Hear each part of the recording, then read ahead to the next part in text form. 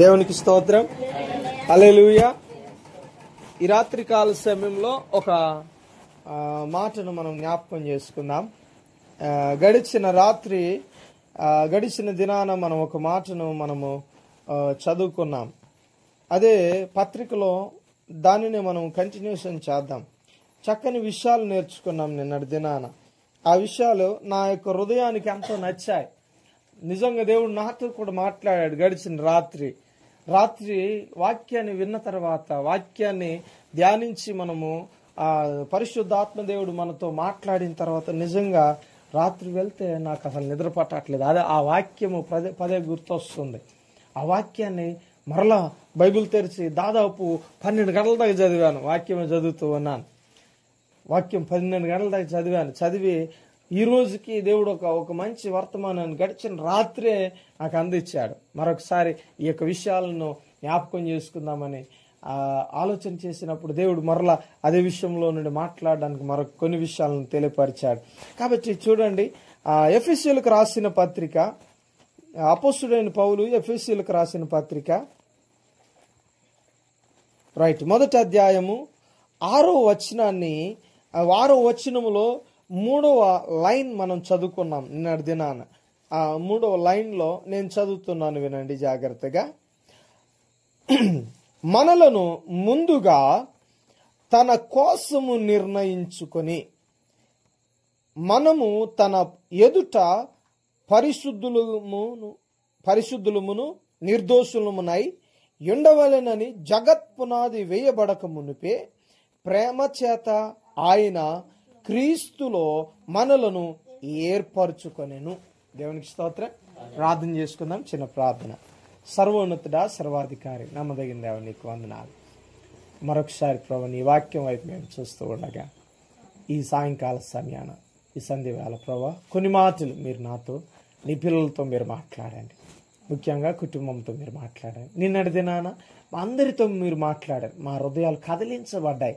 మా హృదయాలలో ప్రభు నిజంగా ఒక ఎక్కడ లేని ఆదరణ, నెమ్మది మాకు కలిగింది తండ్రి. ఈరోజు కూడా తండ్రి అంతకంటే గొప్ప మహిమ చేత మమ్మల్ని నింపి మీరు మాట్లాడి, నాతోనూ నీ పిల్లలతో మాట్లాడి నీ మాటను తను నాకు అందించి అయా నీ నోటి పొరగా నన్ను వాడుకోమని యేసు నామములో ప్రార్థించి వేడుకొంచున్నాం తండ్రి. ఆమేన్. అయితే నిన్నటి దినాన కొన్ని విషయాలు మనం నేర్చుకున్నాం.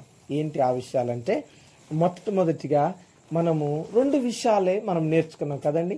2 విషయాలను మనం నేర్చుకున్నాం. ఏంటంటే ఆయన కృప, ఆయన సమాధానం మనకు ఆయన ఉచితముగా ఇచ్చాడు. అయితే ఆయన కృప, సమాధానము ఎప్పుడు ఇచ్చాడు, ఎలా ఇచ్చాడంటే ఇక్కడ మనం చూసాం. ముందుగానే తన కోసం నిర్ణయించిన కాలంలోనే ఆయన మనకు దయచేశాడని మొదటి విషయాన్ని తెలుసుకున్నాం. రెండోదిగా మనం గమనిస్తూ ఉన్నట్లయితే ఆయన మనల్ని ఏర్పాటు చేసుకున్నాడు. కాబట్టి ఆయన ముందుగానే ఏర్పాటు చేసుకున్నాడు మనల్ని ఆయన కృప కొరకు, మనం బ్రతకడం కొరకు అని మనం తెలుసుకున్నాం. అయితే ఈరోజు ఒక మాట, దాంట్లోనే ఒక మాట నాకు దేవుడు జ్ఞాపకం చేసిన మాట ఏంటయ్యా అంటే, మనలను ముందుగానే తన కోసం నిర్ణయించాడు కదా. అయితే అసలు నిర్ణయం అంటే ఏంటి అండి? నిర్ణయం అంటే ఏంటి? నిర్ణయం అంటే ఏంటండి? మాట్లాడాలి. మీకు అర్థమైతే మాట్లాడవచ్చు. నిర్ణయం అంటే ఏంటి?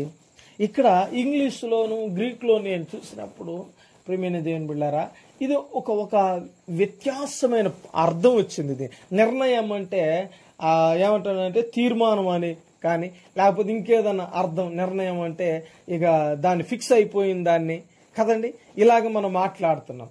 అయితే ఇక్కడ ఇంకొక వ్యత్యాసమైన మాట వచ్చింది. ఇంకొక మాట ఇక్కడ ఆలోచన చేస్తే, డిసిషన్ అని ఇంగ్లీష్లో ఉంది. డిసిషన్, నిర్ణయం.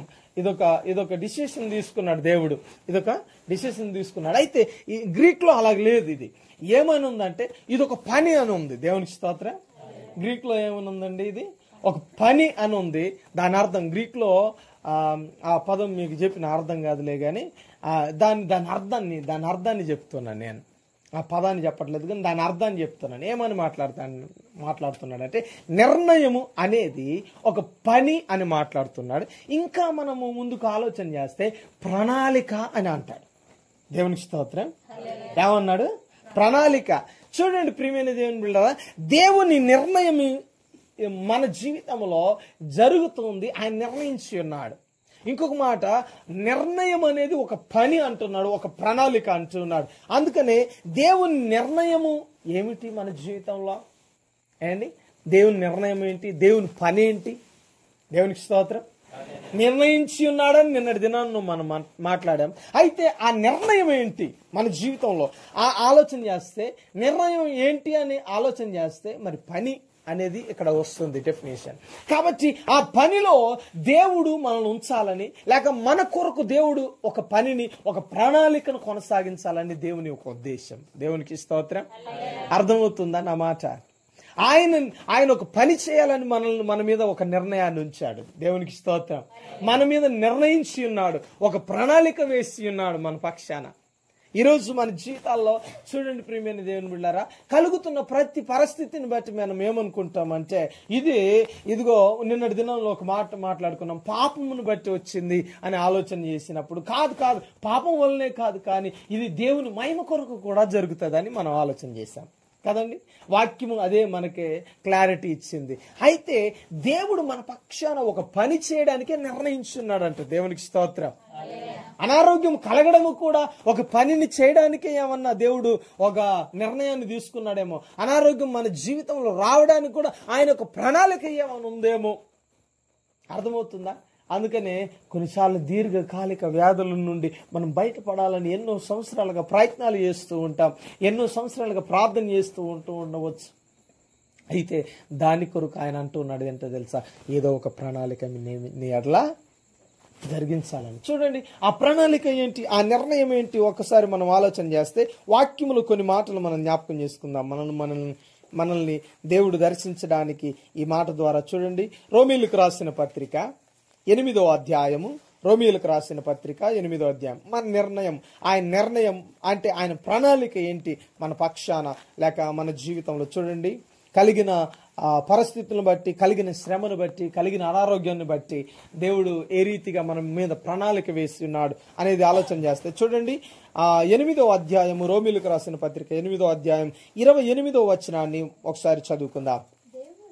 దేవుని ప్రేమించు వారికిని అనగా ఆయన సంకల్పము చొప్పున పిలబడిన వారికి మేలు కలుగుటకు సమస్తమును సమకూడి జరుగుతున్నవని ఎరుగుదుము. దేవునికి స్తోత్రం. చూడండి మొట్టమొదటిగా ఆయన ప్రణాళికలో ఏముందో తెలుసా?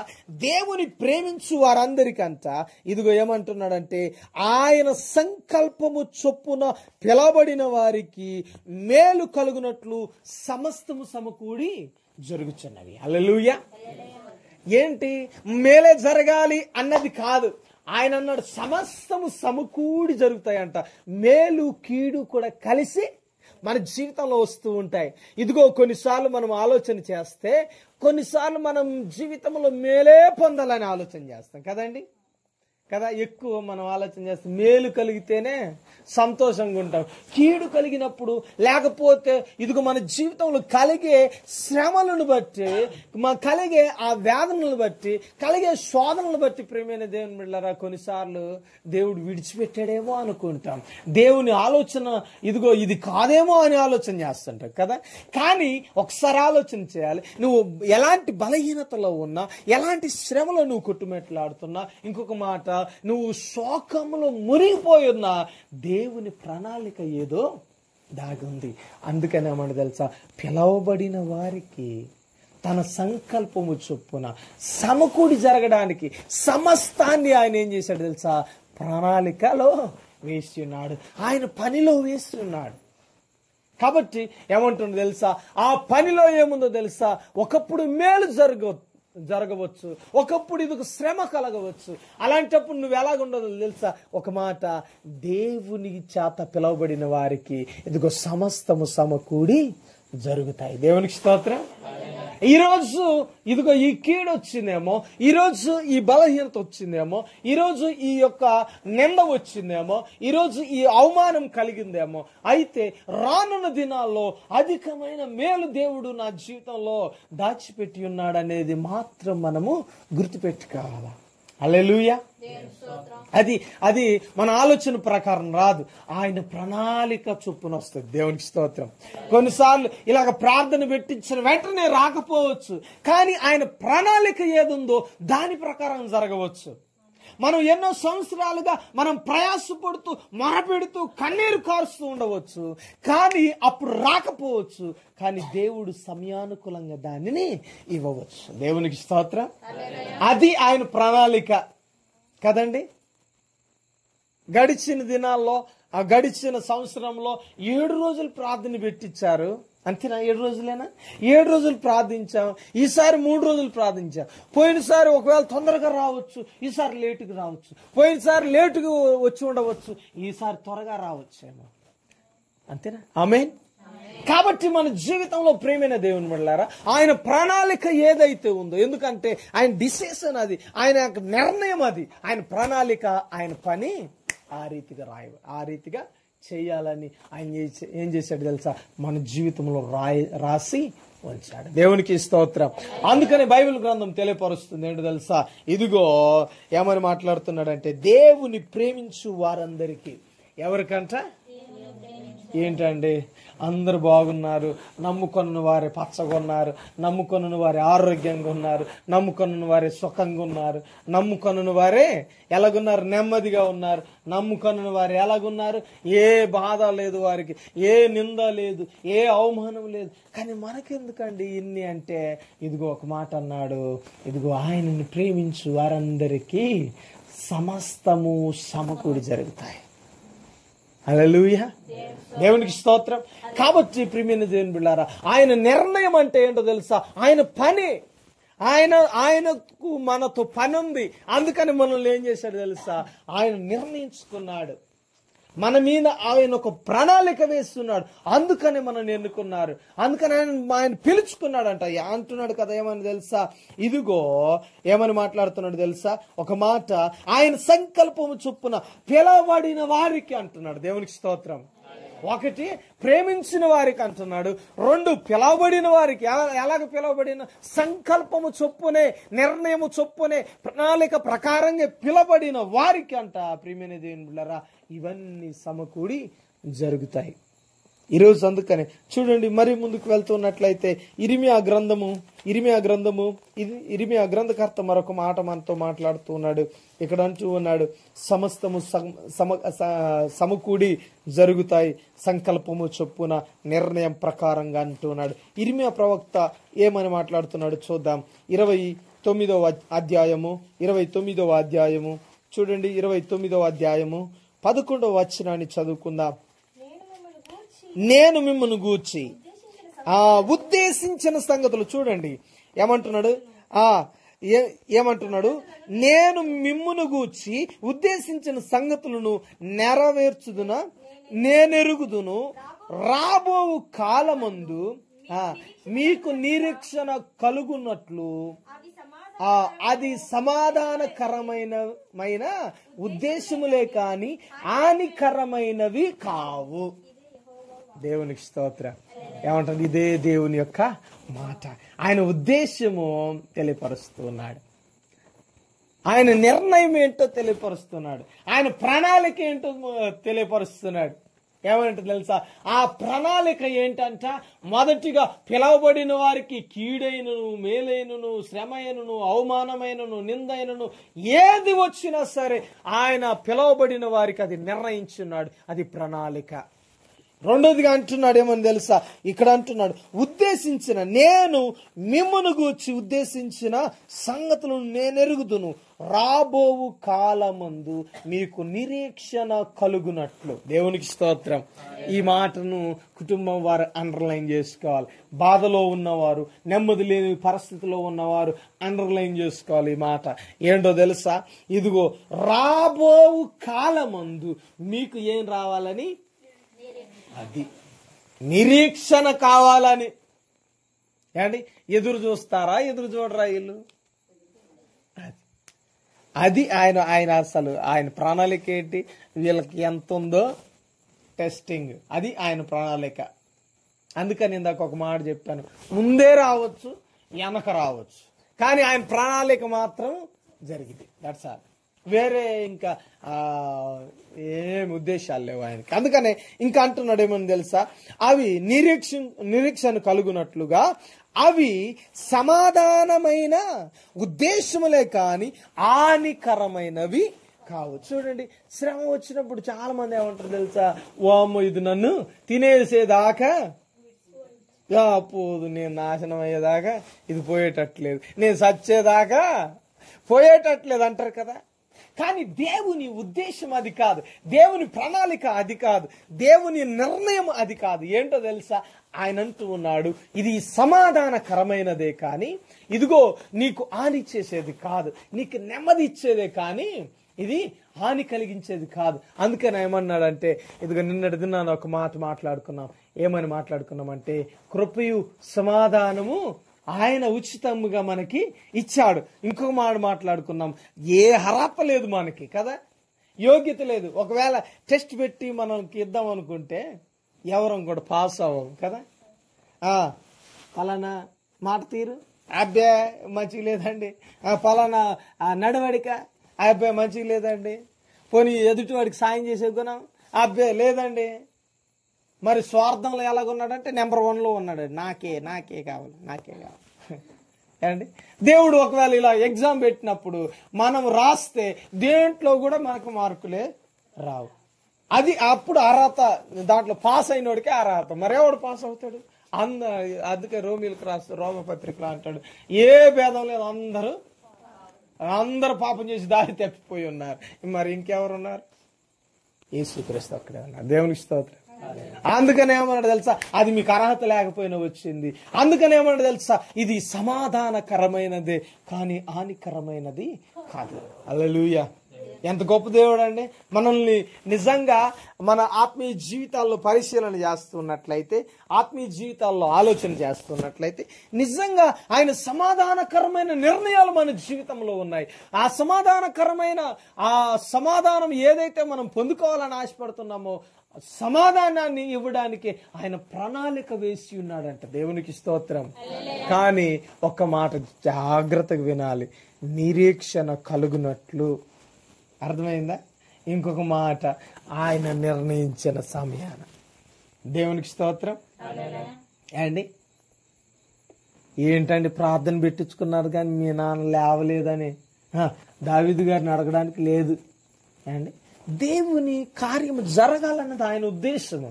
అది ఎప్పుడు చేస్తాడు, మనం ఇప్పుడు చేసిన కార్యాన్ని బట్టి వెంటనే చేస్తాడా అనేది మనుషులుగా మనం ఎవరు కూడా చెప్పలేము. కానీ ఆయన కార్యాన్ని మాత్రం ఇదిగో ప్రణాళిక ప్రకారంగా జరిగిస్తాడు. ఇంకొక మాట, ఆయన పనిని మాత్రం జరిగిస్తాడు కదా. అందుకనే నిన్నటి దినాన అన్నాడు నిర్ణయము. దేవునికి స్తోత్రం. నిర్ణయం ఇది. ఆయన నిర్ణయముని మనం ఎవరు కూడా మార్చలేము. డిసిషన్ తీసుకున్నానండి, మీ వల్ల కాదు మార్చడం అండి. మా ఆయన డిసిషన్ తీసుకున్నాడు, మార్చలేము అయ్య గారు. ఏమన్నా ఒకసారి డిసిషన్ తీసుకుంటే మార్చడండి. అలాగే అంతకంటే గొప్పగా దేవుడు నిర్ణయాన్ని తీసుకుంటే ఎవరు కూడా మార్చలేరు. అందుకని అంటున్నాడు. చూడండి ప్రియమైన దేవుని బిడ్డలారా, మరొక మాట మనం ఆలోచన చేస్తున్నట్లయితే ఆ నిర్ణయాన్ని మనం ఎలా కొనసాగింప చేయాలి. చూడండి, సామెతల గ్రంథము 3వ అధ్యాయము, సామెతల గ్రంథం 3వ అధ్యాయము 5వ వచనము 6వ వచనాన్ని చదువుకుందాం. నీ స్వబుద్ధిని ఆధారము చేసుకొనక నీ పూర్ణ హృదయముతో యెహోవా యందు నమ్మిక ఉంచుము. నీ ప్రవర్తన అంతటి యందు ఆయన అధికారమునకు ఒప్పుకొనుము. అప్పుడు ఆయన నీ త్రోవలను సరళము చేయును. దేవునికి స్తోత్రం. చూడండి, ఇందాక అన్నాడు ఒక మాట, ఏమన్నాడంటే ఈ యొక్క ఇర్మియా ప్రవక్త ద్వారా మనతో మాట్లాడిన మాట ఏంటంటే, ఆయన అన్నాడు అవి సమాధానకరమైనవి ఎప్పుడు వస్తాయంటే ఇదిగో రాబో కాలంలో నువ్వు నిరీక్షించినప్పుడు వస్తాయన్నాడు. ఇక్కడ అంటూ ఉన్నాడు. అలాంటప్పుడు కొన్నిసార్లు మనం సొంత జ్ఞానాన్ని వాడుకోవద్దు, సొంతంగా మనం ఎవరి మీద ఆధారపడద్దు. ఇందాక అందుకని అన్నాను, అయ్యా ప్రార్థన పెట్టించామేమో పైసా ఉపయోగం లేనట్టుంది అంటారు లోకం కదండి. అలాంటప్పుడు మన సొంత ఆలోచన కాదు, సొంత జ్ఞానము కాదు, సొంత బుద్ధితో కాదు. ఇక్కడ అంటూ ఉన్నాడు ఏమని తెలుసా, నీ స్వబుద్ధిని ఆధారము చేసుకొని ఆయన ప్రణాళికను మార్చలేం, ఆయన నిర్ణయాన్ని మార్చలేం. కానీ కార్యాన్ని మాత్రం ఏం చేస్తాడంట? సమాధానకరమైనదిగా జరిగిస్తాడు. దేవునికి స్తోత్రం. ఇది మాత్రం కన్ఫర్మ్. ఏంటది? ఇది హానికరమైనది కాదు. ఆయన సమాధానాన్ని ఇవ్వడానికే నిర్ణయించాడు. ఏం నిర్ణయించాడు? నీవు నిరీక్షణ కలిగి ఉండాలని. హల్లెలూయా. నీకు నిరీక్షణ కలుగునట్లు ఏం చేశాడంటే ఆయన దీనిని సమాధానమైన కార్యాలను చేయడానికి నీకు ఒక నిరీక్షణని ఇస్తూ ఉన్నాడు. ఆ నిరీక్షించినట్లయితే, ఇదిగో నిరీక్షించలేనండి, ఇదిగో నేనేదో ఆ ప్రయత్నం చేస్తాను, ఏదో ఒక పని చేస్తాను, ఇదిగో ఈ దేవుడు కాకపోతే ఇంకో దేవుడు ఆ ప్రయత్నాలు చేస్తానంటే ఎంత మాత్రము అది నీకు మేలుకరమైనది కాదు కదండి. ఈ చర్చి కాకపోతే ఇంకో చర్చి, ఈ అయ్యగారు కాకపోతే ఇంకో అయ్యగారితో పెట్టేద్దాం అండి. ఈయన కాకపోతే హైదరాబాద్ నుండి వచ్చిన అయ్యగారితో పెట్టేద్దాం. హైదరాబాద్ కాకపోతే ఫారెన్ నుండి వచ్చిన వాళ్ళు ఎవరైనా వస్తుంటే చెప్పండి, వాళ్ళని కూడా పెట్టేద్దాం అండి. ఇదంతా ఏది కూడా ప్రసాద్ ఉన్నా, ఒకవేళ బిల్లిగ్రామ్ గారు ఇక్కడ నిలబడి ఉన్నా సరే, అది దేవుని ప్రణాళిక మాత్రం. ఇంకొక మాట, దేవుని పని మాత్రమే జరుగుతుంది, దేవుని ప్రణాళిక ప్రకారం మాత్రమే జరుగుతుంది. అది ఆయన చిత్తానుసారంగానే. దేవునికి స్తోత్రం. అందుకని ఏమన్నా తెలుసా, నీ సొంత జ్ఞానాన్ని వాడకు, నీ సబుద్ధిని ఆదరణ చేసుకోకు. అయ్యా ఏం చేయాలా, నాకు ఏం తోచట్లేదు అనుకుంటావు కదా, నీకేం తోచదు. కానీ దేవుడు ఆయన ఏం చేయాలనుకుంటున్నాడో అది జరిగిస్తాడు. నువ్వు మౌనంగా ఎక్కడుందో ఒక మాట ఏమని తెలుసా, నీ సొంత బుద్ధిని ఆదరణ చేసుకోకుండా ఏం చేయాలి తెలుసా, నువ్వేం చేయాలి తెలుసా, నీ పూర్ణ హృదయముతో యెహోవా యందు నమ్మిక ఉంచుము. ఇదిగో నీ ప్రవర్తన అంతటి యందు ఎవరికి? దేవునికి అధికారం ఇవ్వాలి. అర్థమైందా? నమ్మిక ఉంచావు, ఇదిగో నీ ప్రవర్తన అంతటిని దేవుని అధికారంలోనికి.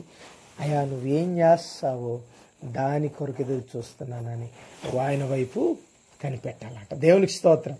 ఆయనకు అప్పగించాలంట. ఏం జరిగినా నువ్వే చేయాలి, ఏం చేసినా నువ్వే చేయాలి. కాబట్టి నేనేం చేయను, ఏం చేస్తాను తెలుసా, ప్రార్థన చేస్తాను. దేవునికి స్తోత్రం. హల్లెలూయా. మనుషులుగా ఎన్నో ప్రయత్నాలు చేశాం కదండి ఏండి, తిరగని హాస్పిటల్ లేదు, చేయని ప్రయత్నం లేదు, ఎన్నో వేల రూపాయలు వెచ్చించాం, అయినప్పటికీ సమాధానం రానప్పుడు ఇదిగో సమాధానకర్త వైపు చూడడమే సమాధానానికి మూలము. దేవునికి స్తోత్రం. ఆయన ఇచ్చేదే సమాధానం. ఆయన ఇచ్చే సమాధానం కొరకు మనం నిరీక్షణ కలిగి ఎదురు చూడగలిగితే దేవుడు గొప్ప కార్యాన్ని చేస్తాడంట. అందుకనే సొంత తెలివిని వాడద్దు కదా, సొంత ఆలోచన వాడద్దు. అమ్మో మా బలగం ఎలాంటి వాళ్ళు అనుకుంటారు, వాళ్ళు ఏది చెప్తే అదే జరిగిద్దండి. అలాంటి అప్పుడు వాళ్ళని చెప్పినట్టు అనుకోండి ఎట్టుంటాను అండి. ఈరోజు అలాంటి వారు మరుగైపోయారండి. అలాంటి వారు ఇదిగో నాశనం అయిపోయారు. కాబట్టి దేవుని జ్ఞానాన్ని పెట్టుకొని లేక దేవుని మీద నమ్మిక ఉంచి మనమందరం ఏం చేయాలంటే మనము సంపూర్ణంగా మన ప్రవర్తన అంతటిని ఆయన అధికారంలోనికి అప్పగించుకోవాలి, ఒప్పుకోవాలి. అప్పుడంట కింద ఉంది మాట, అప్పుడు నీ మార్గాన్ని ఏం చేస్తాడు, దాని ఏం చేస్తాడంట, సరళం చేస్తాడంట. వింటున్నారా ఈ మాట అండి? మరేమ్మగారు ఏం చేస్తాడంట, మన మార్గాన్ని సరళం చేస్తాడు. అంటే ఏంటో తెలుసా, ముళ్ళబాటు ఉంటే దాన్ని సరి చేస్తాడు, తీసేస్తాడు. ఒకవేళ రాళ్ళు రప్పలున్నాయా, నడవలేకపోతున్నావా, అయితే సరి చేసి ఏం చేస్తాడు తెలుసా, దాంట్లో నడిచేలాగా మనల్ని ఏం చేస్తాడు తెలుసా, సరళం చేసి పెడతాడు. దేవునికి స్తోత్రం. మెట్ట లేకపోతున్నాం, గుట్టలు దిగలేకపోతున్నాం, అబ్బో ఈ కంప ఎంత కంప అండి అంటే దాన్ని సరళం చేసి పెట్టడానికి ఇంత ప్రాసెస్ నడుస్తుంది. ఏం నడుస్తుంది, నువ్వు ఒకవేళ ఇదిగో నిరీక్షణ కలిగి ఉంటావో లేదో, అందుకని నీ కొరకు నిర్ణయించిన ప్రణాళిక ఒకటి ఉంది, నీ కొరకు నిర్ణయించిన పని ఒకటి ఉంది. దానిని చేయడానికి దేవుడు ఏం చేస్తాడో తెలుసా, నన్ను ఈ యొక్క శ్రమ గుండా తీసుకుని వెళ్తున్నాడు, ఈ అవమానము గుండా తీసుకుని వెళ్తున్నాడు, ఈ లోటు గుండా తీసుకుని వెళ్తున్నాడు. కాబట్టి మనం విశ్వసించిన ఎడల మనము దేవుని మహిమను చూస్తాం. దేవునికి స్తోత్రం. కాబట్టి ఈ రాత్రి ఒక మాట నీ హృదయంలో ఈ మాట చెప్పుకో. ఏంటో తెలుసా, అయ్యా నా సమస్త భారాన్ని నీ చేతికి అప్పగిస్తున్నాం, నా సమస్త ప్రవర్తనను నీ చేతికి అప్పగిస్తున్నాం. ఏది చేయాలనుకుంటున్నావో దాన్ని చేయి. ఎందుకు తెలుసా, నేనేమి కూడా ఇంకా చేయలేను, ఏది కూడా నాలో ప్రవర్తన రూపంగా కూడా ఏం చేయలేను, అంతటినీ నీకు నీ అధికారంలో లోబడుతున్నాను, నువ్వేం చెప్తే అది చేస్తానని మనం ఒకవేళ లోబడగలిగితే దేవుడు కార్యం చేస్తాడండి. అందుకనే ఆ నిర్ణయాన్ని చేయాలి అంటే ఏం చేయాలి తెలుసా? ఇక్కడ వాక్యాలు ఉన్నాయి కానీ ఇంకా మీకు చెప్పను. ఒక మాట చెప్తాను దీంట్లో, ఏంటో తెలుసా? ఆయన ఆజ్ఞను గైకొనాలి. ఇంకో మాట అంటున్నాడు, ఆయన చిత్తానికి మనం ఏం చేయాలి తెలుసా? లోబడాలి, తెలుసుకోవాలి, పరీక్షించి తెలుసుకోవాలి. ఆజ్ఞ గైకొనాలా, రెండోదిగా ఆయన చిత్తానికి ఆయన చిత్తం ఏంటో పరీక్షించి లోబడాలంట. That's all.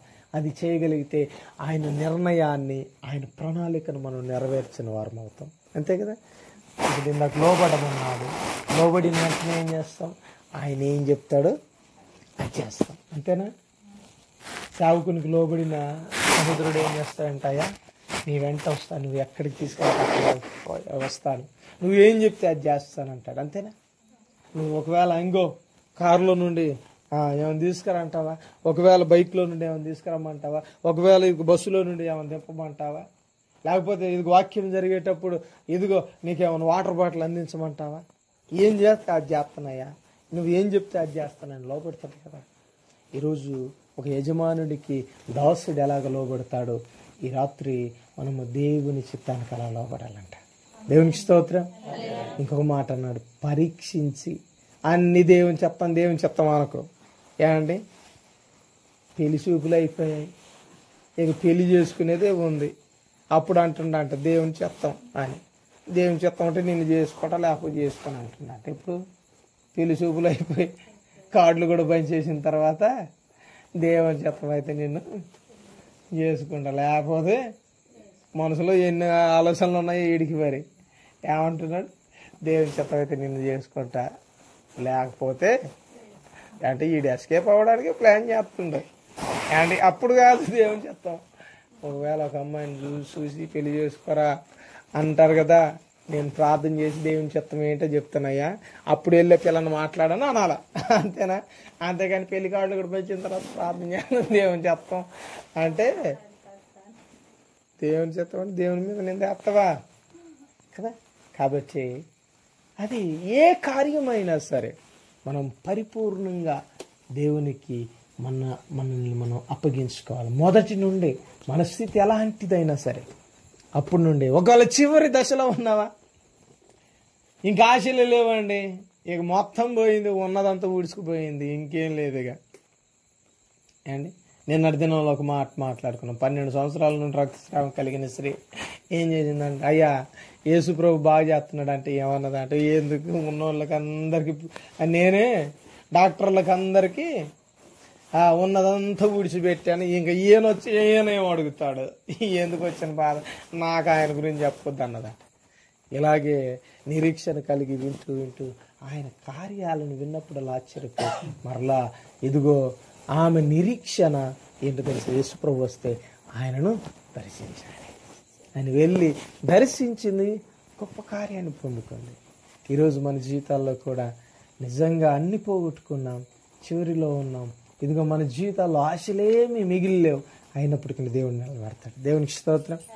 అది ఆయన ప్రణాళికను మనం నెరవేర్చడం అంటే, అది దేవుని వైపు దేవునికి చిత్తానికి లోబడి ఆయన అధికారంలో మనం లోబడ్డాం. దేవునికి స్తోత్రం.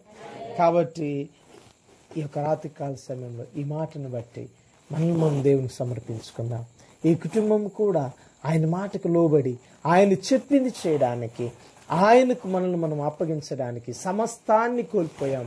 ఇది అయినప్పటికీ ఆయన అధికారంలోనికి లోబడ్డానికి ప్రయత్నం చేద్దాం. మోకరిద్దామా? ఆంధ్రే గారి కొరకు ప్రార్థన చేస్తూ ఈ వాక్యం ఏదైతే మాట్లాడుతుందో ఆ మాట మన కుటుంబంలో, మన జీవితంలో, అదే రీతిగా ఈ కుటుంబ జీవితంలో నెరవేర్చబడులాగిన విన్న వాక్యాన్ని బట్టి మన హృదయాలను ఒకసారి ఆయన వైపు త్రిప్పుకుదాం, ఆయన వాక్యం వైపు త్రిప్పుదాం. ఇప్పటి వరకు సొంత జ్ఞానాన్ని వాడేమేమో, మన సొంత నిర్ణయాలు వాడేమేమో, మన సొంత ఆలోచనలు వాడేమేమో. అయితే దేవుడు దానిని కోరుకోవడం లేదు, దేవుడు దాన్ని అడగడం లేదు, దేవుడు దాన్ని ఆశించటం లేదు. ఏది అడుగుతున్నాడో తెలుసా? మీరు నిరీక్షణ కలిగిన ఉండుటకనే ఇదిగో ఈ ఉద్దేశాలు, ఈ సంగతులన్నీ నీ జీవితంలో జరుగుతున్నాయి. అవి సమాధానకరమైనవే కానీ హానికరమైనవి కావు అంటున్నారు. రాబో కాలంలో గొప్ప కార్యాలు జరుగుతాయని. ప్రభువా, ఈరోజు నా జీవితంలో సమాధానమైన కార్యాలు జరిగించు ప్రభువా అని ప్రార్థన చేస్తావా? వాక్యాన్ని విన్నావు, ఎలా నడవాలో మాట్లాడుతున్నాడు. నడుద్దామా? ఆయన వైపు తిరుగుదామా? ఆయన కొరకు చూద్దామా? ఒకసారి ఆలోచన చేద్దాం. ఒకసారి ఆయన వైపు చూసి ఆయన ప్రణాళిక ప్రకారంగా జీవించడానికి, నడవడానికి, లోబడడానికి ప్రయత్నం చేద్దాం. ప్రార్థన చేద్దాం. ఇదిగో నిర్ణయించుకుందాం, ప్రభువా ఈ రోజు నుండి నా కుటుంబంలో ఏం జరిగినా, అది శ్రమైనా, శోధనైనా, వేదనైనా, మేలైనా, కీడైనా ప్రభువా, ప్రతిదీ కూడా ప్రభువా అది సంతోషకరమైనదైనా దుఃఖకరమైనదైనా, ఇదిగో నాకు ఆయా అంబరాలును అంటే గొప్పది ఆయా తండ్రి సంతోషాన్ని ఇచ్చినప్పటికీ, ఇదిగో తీరని దుఃఖము మిగిలిచ్చినా సరే ఆయా నీ కొరకు నేను ఇదిగో ఎదురు చూడడానికి, నిరీక్షణ కలిగి ఉండడానికి కృప చూపించు ప్రభువా అని ప్రార్థన చేస్తావా? ప్రార్థన చేసుకుందాం. మన మధ్యన ఎస్ఐ గారు ముందుకు వచ్చి ప్రార్థన చేస్తారు. వాక్యము నిమిత్తము, ఇదిగో జరుగుతున్న ఈ కార్యక్రమం నిమిత్తం ప్రార్థన చేద్దాం. ఎస్ఐ గారు ముందుకు వచ్చి ప్రార్థన చేస్తారు.